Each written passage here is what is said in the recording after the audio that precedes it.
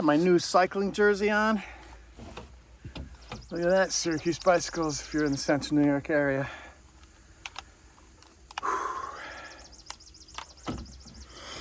All right, folks, Rick Mills here again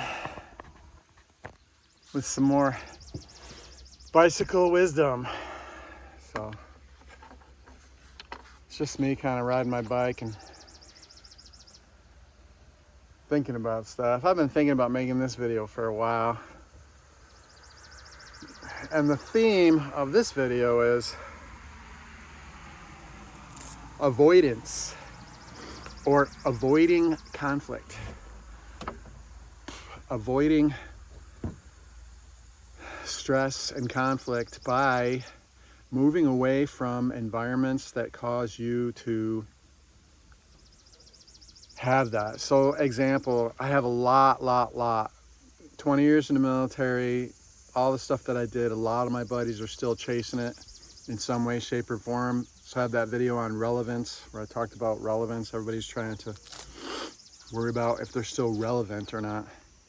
A lot of guys are creating their relevancy through becoming influencers on YouTube. Look at me. Not why I'm doing it. But the big things are like still going to the gym. Did that for a while. Riding in groups, team sports, motorcycle clubs, just kind of stuff like that. And there's nothing bad on any of them. Key statement here, I know I have emotional control issues. I have a traumatic brain injury. I have severe pain issues in my lower back, my thoracic spine also, and other areas. Sometimes my sciatica just shoots down my leg. And but so I'm an angry man. I'm the angry veteran. So as an example, like going to the gym, it creates an environment where you're putting yourself in a place where there's other people, and you could, if you're that kind of person, say pit yourself against the other people. You know, you're working out, but you're a disabled vet, whatever your percentage is, 30, 50, 70, even 100. Just because you're 100% service connected, look at me. I'm riding bikes, you know, it's the only thing really that I can get my heart rate up doing, and it doesn't affect my lower spine in the cycling position that I'm in. It doesn't affect my lower spine at all. No more running, no more hiking. I could swim probably if I wanted to. But I get phone calls from veteran friends. They're normally on their way home from the gym, and they are pissed. They're screaming at me in the phone, Rick, I just need somebody to listen to me, listen to this. I was at the gym and this guy, and you know, and people are almost getting in fights at the gym, you know, for stupid stuff, you know.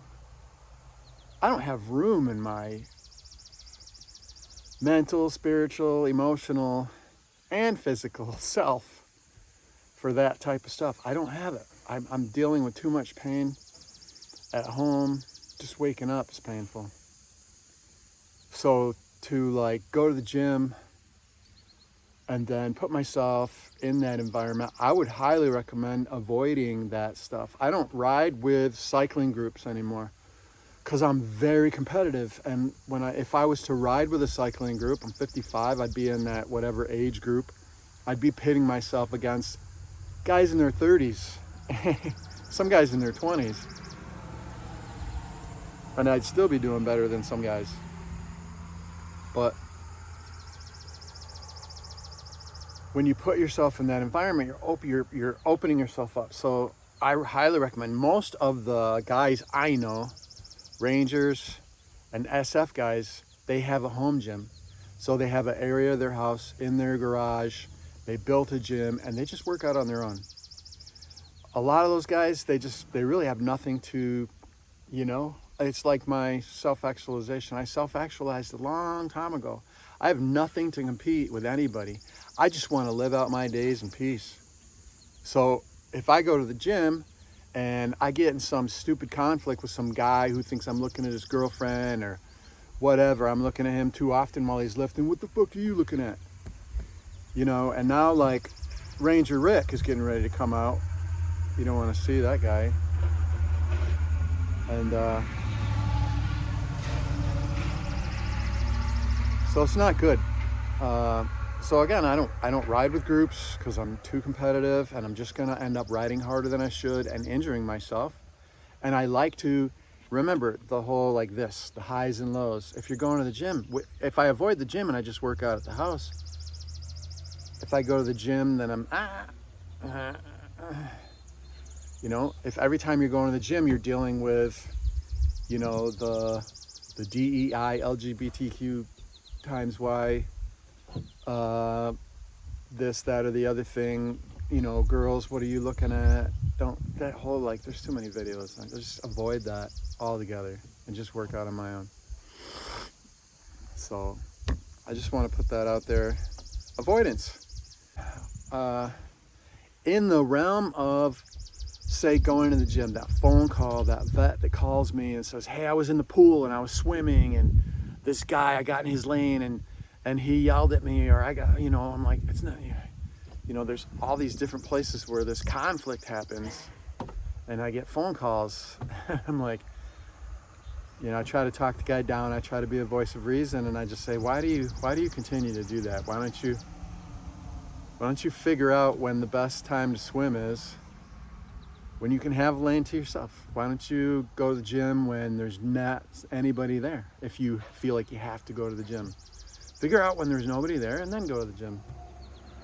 You know, if you want to ride with a group, just find 4 or 5 good friends and start your own group, and make sure you don't need anything from each other. You know, you're not judging each other. You just ride how you want to ride. You know, nobody's judging anybody. You stop, you get done, you have a beer. You all got little beer guts anyways, right? Yeah, on that note, second to the last point. So John McCollum always finds his way in a lot of my stories. I remember I was 39 years old and I was retiring from the Army, and I was still pretty fit.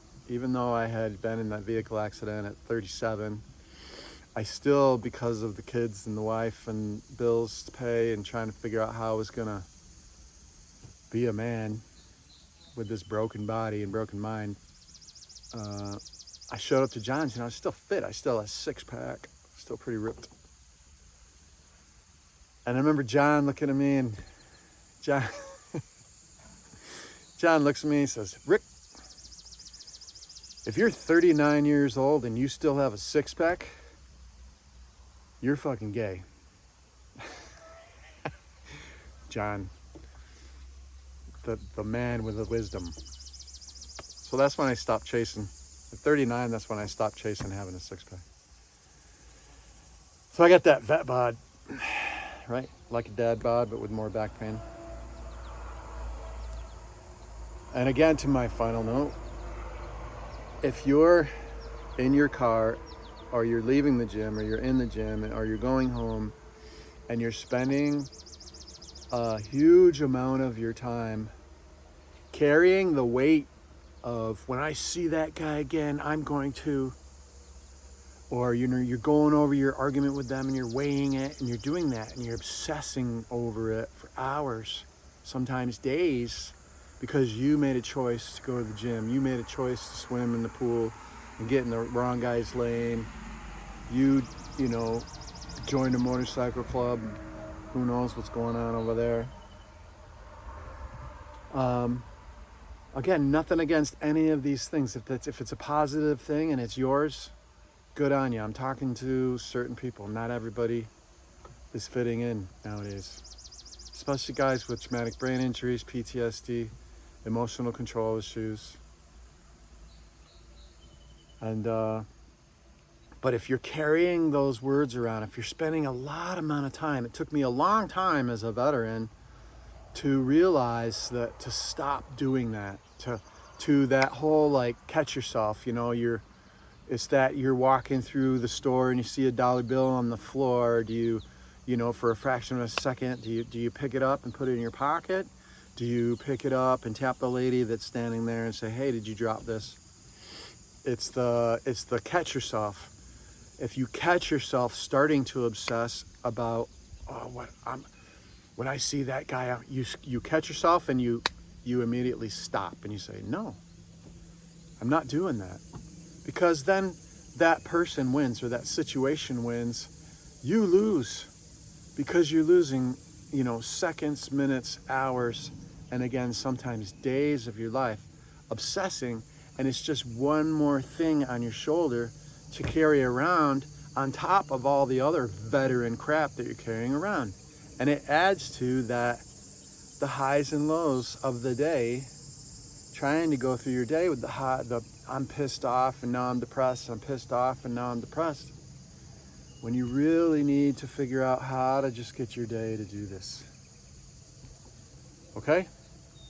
So avoidance, avoid conflict. And if you have areas in your life, maybe I missed some things, who knows, maybe there's something out there, make a comment, like the video, comment on maybe an area of your life that you just continue to put yourself in that situation and you should be avoiding it. How could you avoid it?